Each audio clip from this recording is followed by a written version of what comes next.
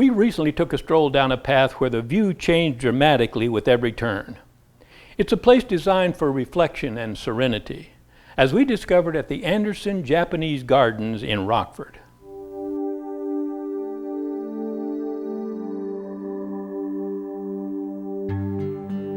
A Japanese garden is comprised of many mini scenes. Instead of these vast open gardens, the paths are meandering. They take you around a bend where you'll see a new scene.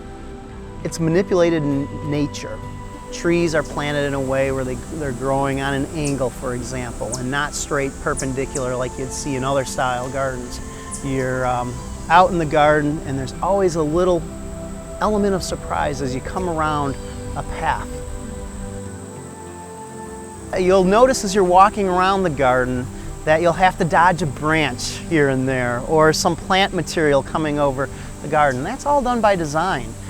We want people to slow down. It's supposed to be a peaceful and tranquil experience.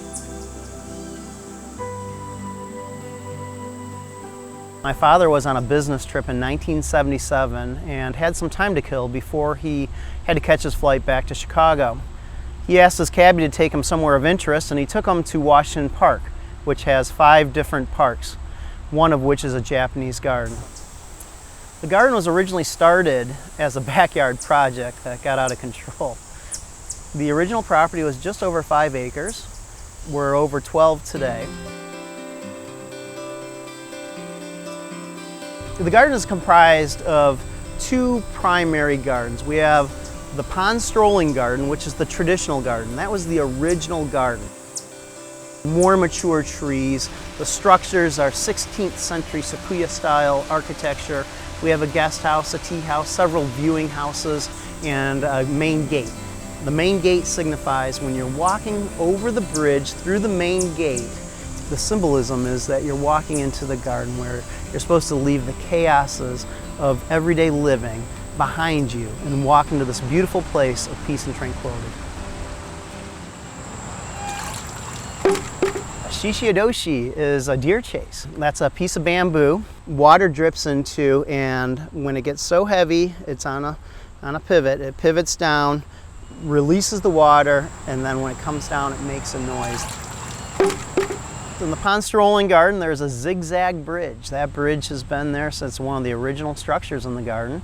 There's some ancient lore about the bridge, and I'm not sure if it's 100% accurate, but they say that the spirits they go in a straight line and they can't follow you through the zigzag bridge. And you'll notice that there's no railing on the end, so the spirits go right off the end. We are sitting right here in the Garden of Reflection. It's more contemporary in nature, a little larger, not as many trees, still a lot of trees, a lot of plant material, but you can see farther, and it's not around every little bend.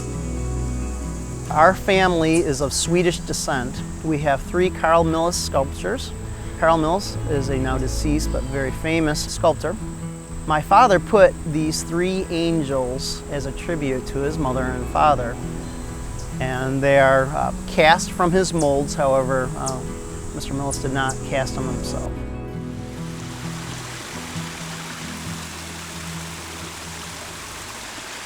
Water is a major factor in a Japanese garden.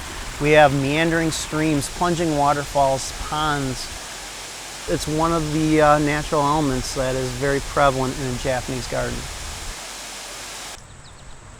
We do have fish food available, and it's a great thing for the children. I have 4 children, 5 and under, and they love coming to Daddy's Pond to feed Grandpa's fish.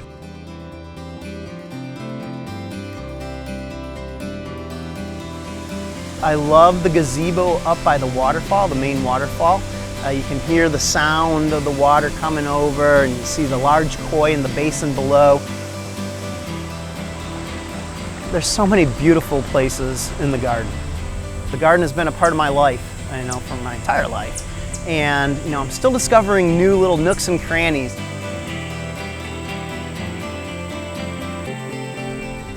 To reach the Anderson Japanese Gardens, call 815-229-9390 or www.andersonsgardens.org.